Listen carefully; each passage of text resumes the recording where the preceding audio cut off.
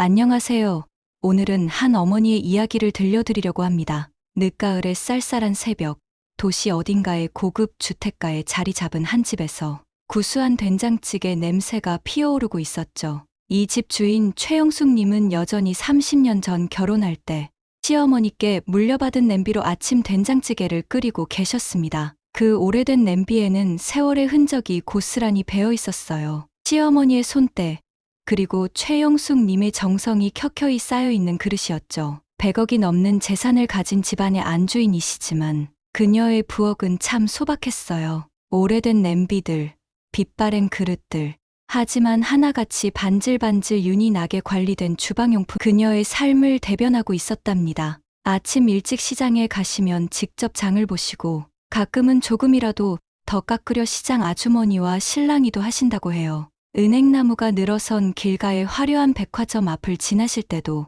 세일 전단지부터 꼼꼼히 확인하시는 분이시죠. 돈이 없어서가 아니에요. 저는 그저 검소한 게 편한 거예요. 최영숙 님의 이런 소박한 생활이 더욱 놀라운 건 그분의 남편이 6년 전 떠나시며 엄청난 유산을 남기셨기 때문이에요. 증권가에서 손꼽히는 재력가셨던 남편분은 상가 건물 여러 채와 땅, 그리고 수십억의 현금을 남기고 가셨거든요. 하지만 최영숙님은 달라지지 않으셨어요. 여전히 새벽장을 보시고 직접 밑반찬을 담그시고 절기마다 제사 음식을 정성스레 준비하시죠. 마치 30년 전 갓 시집온 새색시 시절 그대로의 모습이었어요. 특히 최영숙님의 부엌에서 퍼지는 된장찌개 냄새는 이웃들 사이에서도 유명했답니다. 육수를 내는 방법부터 된장을 풀어넣는 순서까지 모든 것이 시어머니께 배운 그대로였죠. 최영숙님은 그 마음을 평생 잊지 않으셨습니다. 돈으로 살 수 없는 것들, 대대로 이어져 온 맛과 정성,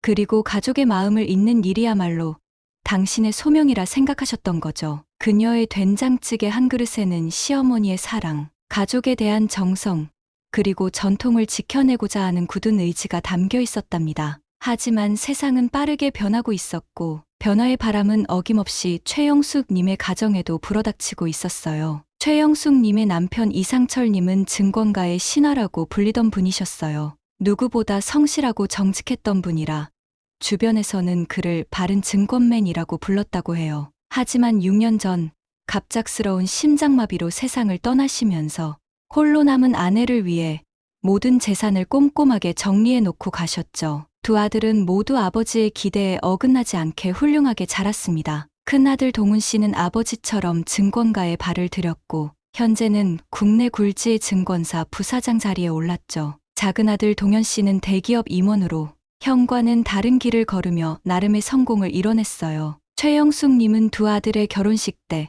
각각 신혼집을 마련해 주셨는데 모두 자신의 명의로 해두셨다고 해요. 혹시 모를 일에 대비해서 라며 늘 걱정 어린 미소를 지으셨죠. 하지만 두 며느리의 성격은 하늘과 땅 차이였어요. 큰 며느리 한미란 씨는 결혼 초기부터 남다른 면이 있었답니다. 시어머니의 정성이 담긴 음식을 대할 때도 그저 형식적인 밥 한 술로 끝내고 명절이면 피곤하다며 소파에 길게 누워있기 일쑤였죠. 심지어 제사상에 절하는 것조차 불편해했다고 해요. 반면 작은 며느리 신지은 씨는 달랐어요. 시어머니의 부엌 일을 늘 곁에서 배우고 싶어 했고 제사 음식을 준비할 때면 항상 거들고 싶어 했죠. 하지만 최영숙님은 며느리들 모두에게 똑같이 대하고 싶으셨기에 작은 며느리의 도움도 마다하셨답니다. 어머님, 제가 좀 도와드릴게요. 작은 며느리가 부엌 앞에 서면 최영숙님은 앉아 있어라.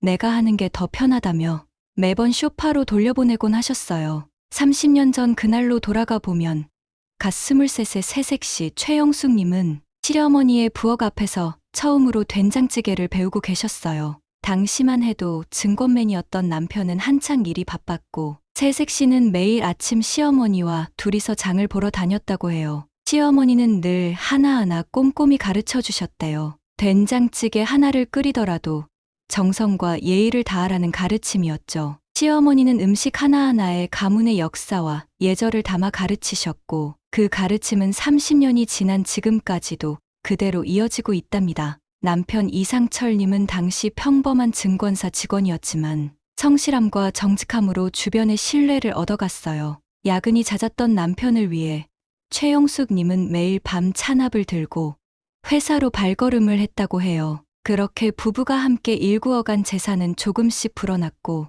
마침내 증권가의 큰 손으로 자리매김하게 되었죠. 여보, 당신이 없었다면 이룰 수 없었을 거요. 남편은 늘 이렇게 아내의 공을 인정했다고 해요. 두 아들의 결혼식 날도 생생히 기억나신다고 하셨어요. 큰아들 동훈이가 장가를 들었을 때 최영숙님은 며느리를 위해 도심 한복판에 새 아파트를 마련하셨죠. 그리고 2년 뒤 작은아들 동현이의 결혼식 때도 똑같은 마음으로 신혼집을 준비하셨답니다. 아들들에게는 똑같이 해주고 싶었어요. 편애하는 마음은 털끝만큼도 없었거든요. 하지만 그때는 미처 알지 못했어요. 똑같은 마음으로 준비한 선물이 세월이 흐르며 전혀 다른 결과를 낳게 될 거라는 걸. 최영숙님의 명절은 언제나 새벽부터 시작되었답니다. 달빛이 부엌 창가에 걸릴 무렵 조용히 일어나 앞치마를 두르시고 전날 밤부터 불려둔 쌀을 일일이 손으로 만져가며 씻으시는 거예요. 제사는 마음가짐부터 달라야 해요. 최영숙님은 늘 그렇게 말씀하시며 쌀을 씻으셨대요. 시어머니께 배운 그대로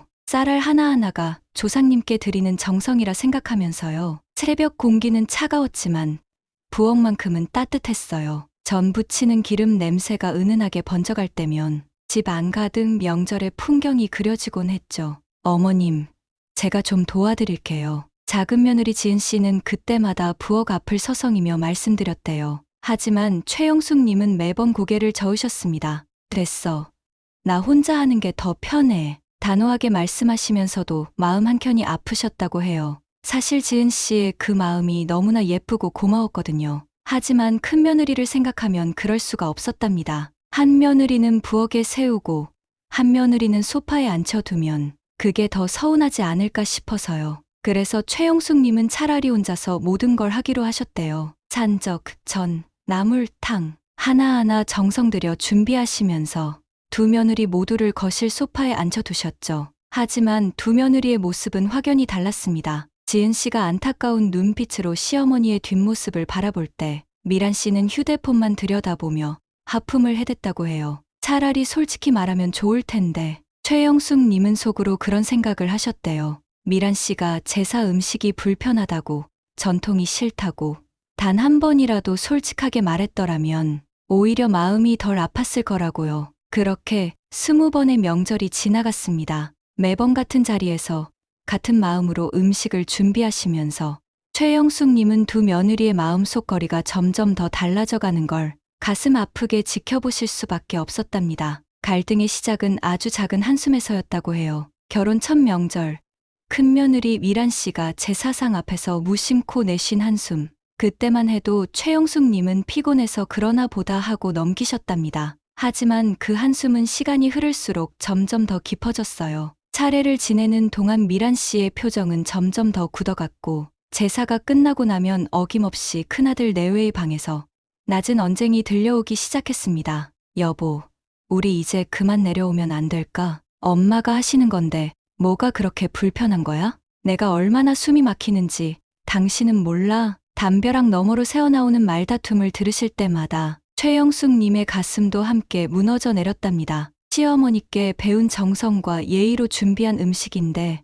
어쩌다 이렇게 며느리의 마음을 불편하게 만들었는지 미란 씨의 불만은 점점 더 노골적으로 변해갔어요. 명절 전날이면 어김없이 두통약을 먹었고 제사상이 차려지는 동안에는 굳은 표정으로 소파에 앉아 시계만 바라보았다고 해요. 한 번은 큰아들이 엄마 곁에 다가와 조심스레 말을 꺼냈다고 해요. 하지만 최영숙님은 마치 아무 일도 없었다는 듯 묵묵히 제사 음식을 준비하실 뿐이었죠. 그러던 어느 명절, 미란 씨는 결국 폭발하고 말았습니다. 왜 자꾸 강요하는 거야? 나는 이런 구시대적인 것들이 불편하다고. 방문 너머로 터져나온 그 말에 최영숙님은 손에 들고 있던 그릇을 떨어뜨리고 말았어요. 시어머니께 물려받은 오래된 사기 그릇이 차가운 바닥에 부딪혀 산산조각 나는 소리. 마치 최영숙님의 가슴이 깨지는 소리 같았다고 해요. 그날 밤, 큰아들 내외의 방에서는 그 어느 때보다 격한 부부싸움이 벌어졌답니다. 당신이 왜 엄마한테 그런 식으로 말해? 당신은 왜 내 마음은 전혀 이해하려 하지 않는 거야? 당신이 대체하는 게 뭔데? 모든 걸 다 엄마가 하잖아. 그냥 맛있게 먹고 즐겁게 이야기 나누고 집에 가는 거. 그거 하나를 못해줘. 최영숙님은 그날 밤 내내 주방에 홀로 앉아 계셨대요. 깨진 그릇 조각을 하나하나 맞추려 하시면서 어떤 사랑은 말없이 피어나는 들꽃처럼 조용하답니다. 작은 며느리 지은 씨의 마음이 그랬어요. 시어머니의 뒷모습을 바라보며 조용히 하지만 깊이 존경하는 마음을 키워갔죠. 명절 준비가 시작되는 새벽이면 지은 씨는 늘 시어머니보다 먼저 일어나 부엌 앞을 서성였답니다. 아무 말도 못하고 그저 바라만 보면서도 시어머니의 손끝에서 피어나는 정성을 하나하나 마음에 담아두었어요. 어머님, 제가 옆에서 좀 거들어 드릴게요. 부엌 한켠에 조심스레 다가가 말씀드리면 아이고, 됐어. 나 혼자가 편해. 늘 같은 대답이 돌아왔지만 지은 씨는 포기하지 않았어요. 어머님께서 느끼신 걸 저도 느끼고 싶어요. 지은 씨는 나중에 이렇게 고백했다고 해요. 제사 음식을 준비하시는 시어머니의 모습에서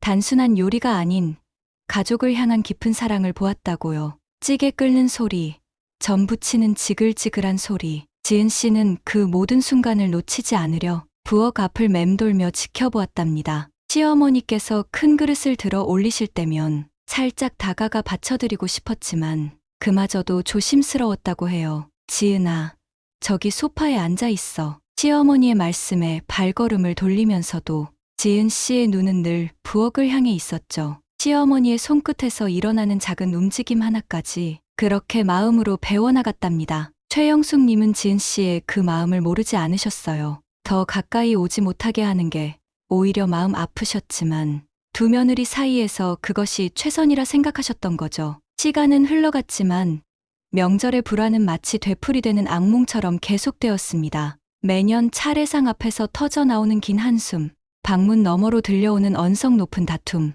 그리고 그 사이에서 깊어지는 가족들의 상처. 큰며느리 미란 씨의 목소리는 점점 더 날카로워졌고 큰아들 동훈 씨의 한숨은 더욱 깊어만 갔습니다. 식사 자리의 공기는 얼음장처럼 차가웠어요. 밥상 위에는 최영숙 님이 정성껏 준비하신 음식들이 놓여 있지만 그 누구도 마음 편히 젓가락을 들 수 없었죠. 작은 며느리 지은 씨는 안타까운 눈빛으로 시어머니를 바라보았고 작은 아들 동현 씨는 무거운 침묵 속에 밥을 넘기곤 했답니다.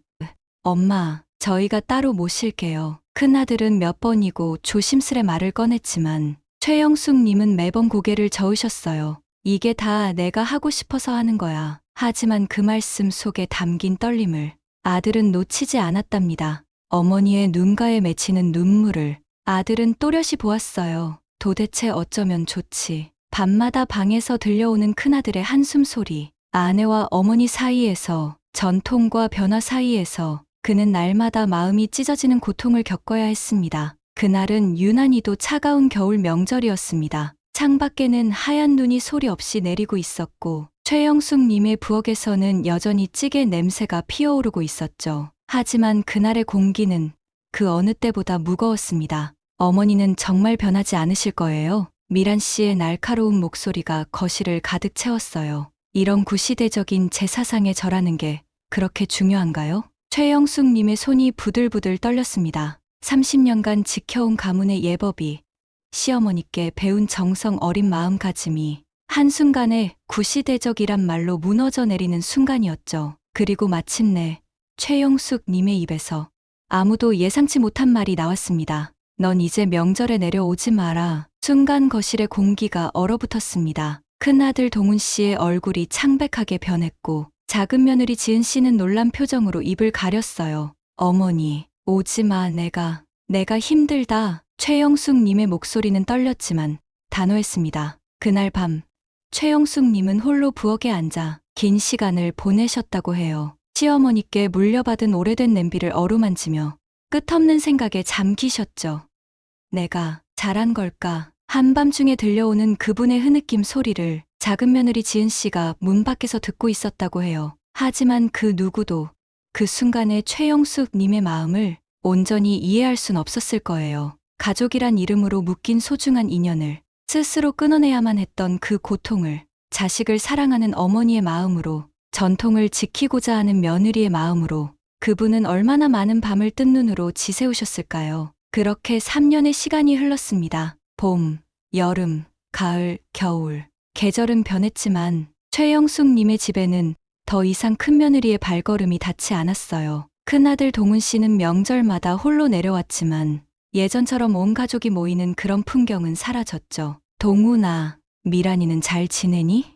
아들의 얼굴을 바라보며 조심스레 물으시면 네 뭐 그럭저럭요. 짧은 대답과 함께 고개를 떨구는 아들을 보며 최영숙님의 가슴은 더욱 무거워졌답니다. 시간은 조용히 하지만 무겁게 흘러갔습니다. 최영숙님의 머리카락은 어느새 하얗게 새어갔고 걸음걸이도 예전 같지 않았어요. 그래도 여전히 새벽이면 부엌에 서서 된장찌개를 끓이셨지만 언제부턴가 그 냄비가 자꾸만 무거워지는 것 같았죠. 어머님, 많이 힘드시죠? 지은 씨는 시어머니의 얼굴에 깊어가는 주름을 보며 마음 아파했답니다. 그러던 어느 날이었어요. 추석을 보름 앞둔 저녁, 최영숙님은 문득 말씀하셨습니다. 지은아, 네, 어머님. 이제 제사를 정리할까 하는데 찻잔을 들던 지은 씨의 손이 잠시 멈췄어요. 시어머니의 눈가에 맺힌 작은 물방울을 놓치지 않았거든요. 세상이 많이 변했잖아. 이제는 내 고집을 좀 내려놓을 때가 된 것 같아. 침묵이 흘렀습니다. 수십 년간 한 번도 흔들린 적 없던 그 마음이 이제야 비로소 내려놓아도 된다고 말하는 것 같았어요. 하지만 바로 그때 아무도 예상하지 못한 지은 씨의 한마디가 최영숙님의 마음을 다시 한번 흔들어 놓게 됩니다. 어머님, 저는 사실 늘 배우고 싶었어요. 차가운 가을 저녁, 지은 씨의 떨리는 목소리가 거실을 채웠습니다. 찻잔에서 피어오르는 하얀 김처럼 오랫동안 가슴 속에 품어왔던 마음이 조용히 피어올랐어요. 늘 어머님께서 부엌에 서실 때마다 제 마음도 함께 부엌에 있었어요. 된장을 풀어넣는 순서도, 전 부치는 방법도 어머님의 모든 것을 마음속으로 배우고 있었답니다. 지은 씨의 눈가에 맺힌 눈물이 반짝였어요. 그동안 말하지 못했던 마음들이 하나둘 흘러나오기 시작했습니다. 어머님께서 혼자 하시는 게 편하다고 하실 때마다 제 마음은 더 간절해졌어요. 그냥 음식이 아니잖아요. 어머님의 사랑인데. 최영숙님은 말없이 지은 씨를 바라보았어요. 그동안 미처 몰랐던, 아니 어쩌면 알고 있었지만 받아들이지 못했던 며느리의 마음이 가슴 깊숙이 스며들었습니다. 어머님, 제가 이어가고 싶어요. 어머님께서 시어머님께 배우신 것처럼 저도 어머님께 배우고 싶어요. 우리 가문의 맛도, 정성도, 사랑도 모든 걸 이어가고 싶습니다. 순간 최영숙님의 눈시울이 붉어졌어요. 시어머니께 받은 레시피들을 떠올렸습니다. 30년 전 서툰 며느리의 마음으로 부엌 한켠에 서 있던 자신의 모습이 지금의 지은 씨와 겹쳐 보였어요. 어머님, 이제부터 제가 할게요. 어머님께서 그동안 해오신 모든 것을 제가 이어가겠습니다. 최영숙님은 조용히 일어나 부엌으로 향했어요. 30년 동안 써온 레시피 수첩을 꺼내들며 떨리는 목소리로 부르셨습니다. 어떤 결정들은 시간이 흘러도 바꿀 수 없는 것이 있습니다. 최영숙님의 마음속에서 일어난 변화는 그런 것이었어요. 깊어가는 가을밤, 최영숙님은 남편의 사진을 오랫동안 바라보고 계셨습니다. 창밖으로는 달빛이 고요히 스며들고 있었고 늦은 시간임에도 그녀의 눈빛은 그 어느 때보다 또렷했어요. 평생을 함께 일구어온 재산들, 상가 건물들, 땅, 그리고 현금 모두 합치면 100억이 훌쩍 넘는 이 모든 것들의 향방을 결정해야 할 때가 왔다는 걸 그녀는 분명히 알고 계셨답니다. 시간을 거슬러 올라가 보면 큰며느리 미란 씨의 모습이 더욱 선명하게 보였어요. 명절 때마다 소파에 길게 누워 휴대폰만 들여다보던 모습, 제사상이 차려질 때면 짜증 섞인 한숨을 내쉬던 순간들,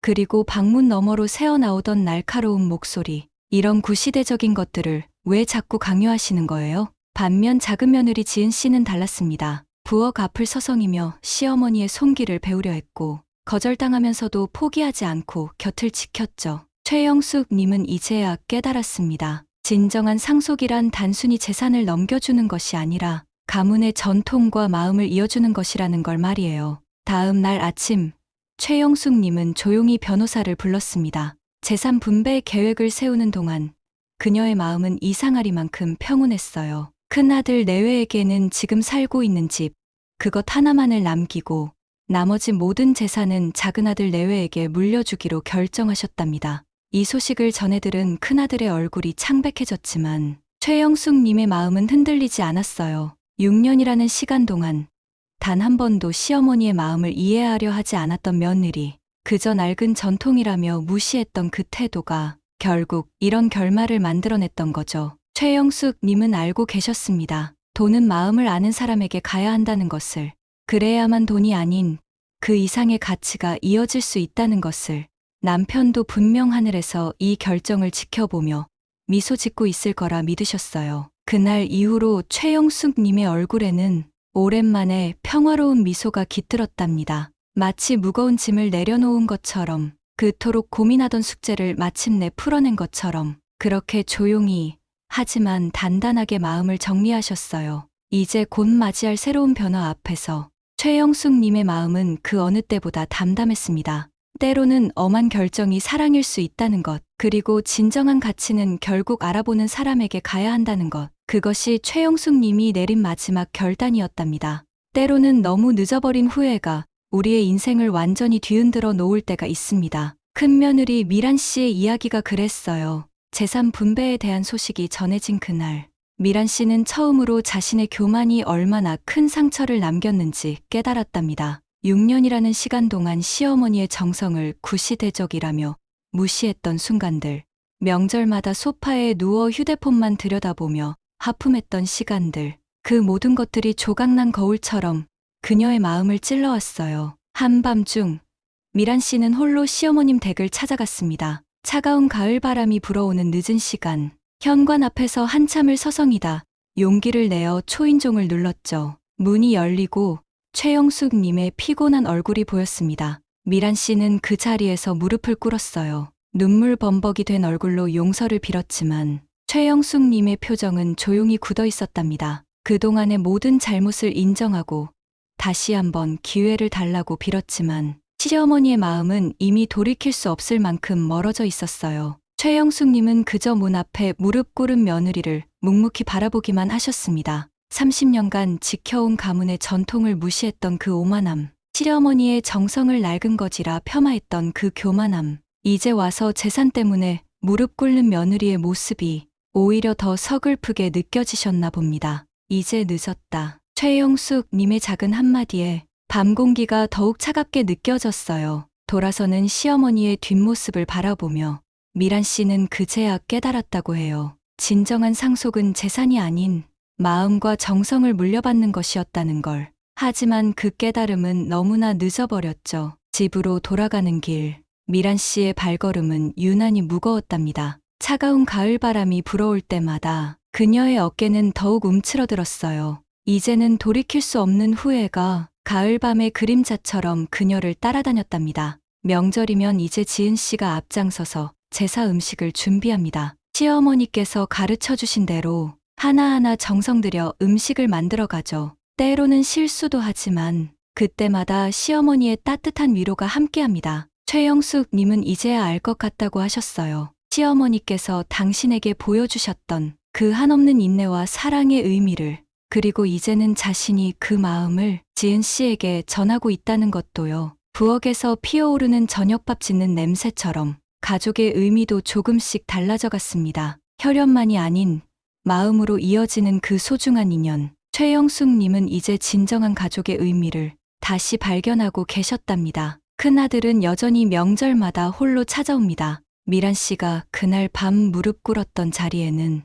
이제 들꽃이 피어나고 있어요. 때론 잃어버린 것이 있어야 더 소중한 것을 지킬 수 있나 봅니다. 작은 아들 내외는 이제 이 집의 새로운 주인이 되었어요. 하지만 그들이 진정으로 이어받은 것은 재산이 아닌 대대로 이어져 온 가족의 마음이었죠. 지은 씨의 부엌에서 피어오르는 된장찌개 냄새는 이제 그녀만의 것이 되어 새로운 전통으로 자리 잡아가고 있답니다. 최영숙님은 이제 평온한 미소를 되찾으셨어요. 시어머니께 받은 사랑을 이제는 당신이 며느리에게 온전히 전할 수 있다는 기쁨, 그 마음이 당신의 얼굴에 잔잔한 미소를 그려놓습니다. 여러분, 사랑은 때로 강물처럼 흘러간다고 하죠. 그 흐름 속에서 우리는 무엇을 지키고 무엇을 전해야 할지 선택해야 할 때가 있습니다. 최영숙님은 그 선택을 통해 진정한 가족의 의미를 다시 찾으셨어요. 이제 그녀의 부엌에서는 새로운 이야기가 시작되고 있습니다. 된장찌개 한 그릇에 담긴 사랑과 정성이 세월을 넘어 이어지는 이야기. 그것이 바로 최영숙 님이 평생을 통해 우리에게 들려주고 싶으셨던 진정한 가족의 이야기였던 것 같습니다.